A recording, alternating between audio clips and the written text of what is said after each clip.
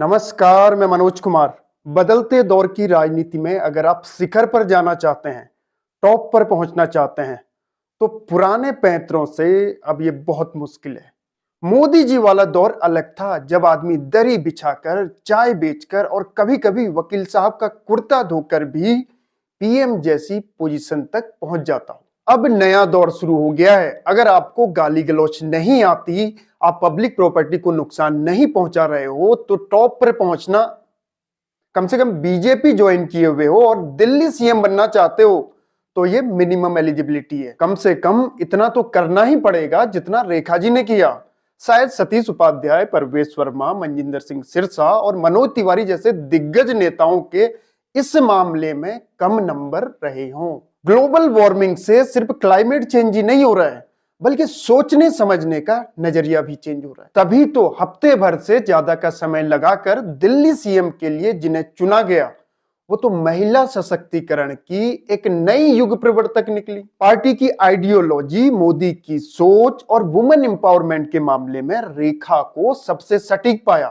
अगर यकीन नहीं हो रहा है तो इन्हें सुन लीजिए। पार्टी की आइडियोलॉजी को आगे बढ़ाने वाली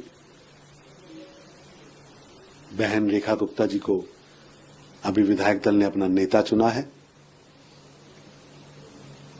मैं उन्हें बधाई देता हूं। ये भारतीय जनता पार्टी के श्री नरेंद्र मोदी जी की सोच, वुमेन एम्पावरमेंट को आगे बढ़ाना, महिला सशक्तिकरण की सोच।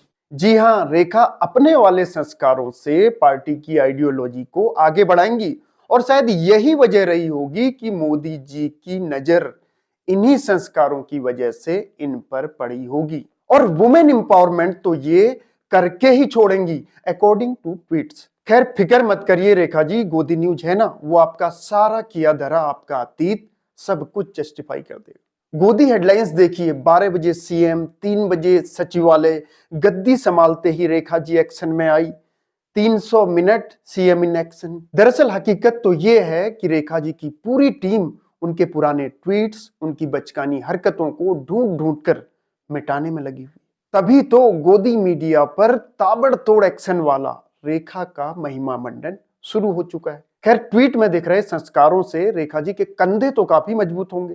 तभी तो बीजेपी ने उन्हें विकसित भारत बनाने वाली जिम्मेदारी सौंपी है और इसमें दिल्ली वालों को भी हाथ बटाना है। प्रधानमंत्री मोदी जी ने जो सोच दी है उसे आगे बढ़ाने का काम निश्चित रूप से रेखा गुप्ता जी के नेतृत्व में दिल्ली में होगा और विकसित भारत के सपने को, विकसित भारत के संकल्प को आगे बढ़ाने के लिए दिल्ली भी उस विकसित भारत के संकल्प में जुड़े और विश्व स्तरीय राजधानी बने, इस ओर ये बहुत बड़ा कदम है। तो दिल्ली वालों, रेखा जी के पुराने ट्वीट वाली एनर्जी से विकसित भारत बनाने में सहयोग जरूर करना। वैसे दिल्ली एमसीडी में सार्वजनिक संपत्ति को तोड़कर विकसित भारत बनाने वाली उनकी इस क्लिप पर गौर करिए।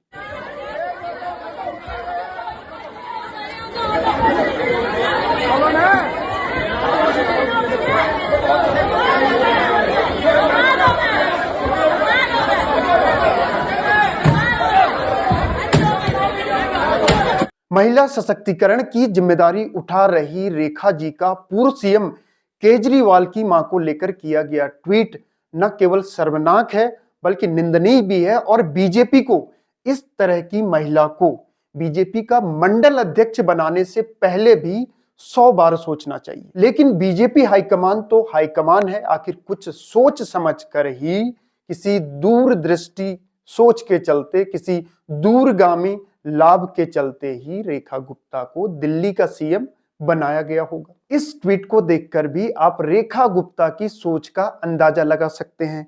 नाई जाति को नहीं बल्कि निम्न जाति के लिए उनके अंदरूनी भाव को इस ट्वीट से आप समझ सकते हैं। इतने दिन लगाकर अगर बीजेपी ने इनको सीएम के लिए चुना तो इसके पीछे जरूर कोई न कोई राजनीतिक लाभ की बड़ी आकांक्षा रही होगी। महिला सशक्तिकरण, विकसित भारत का सपना, ये तो केवल पैंतरे हैं, केवल और केवल सत्तावादी विस्तार के पैंतरे। नमस्कार।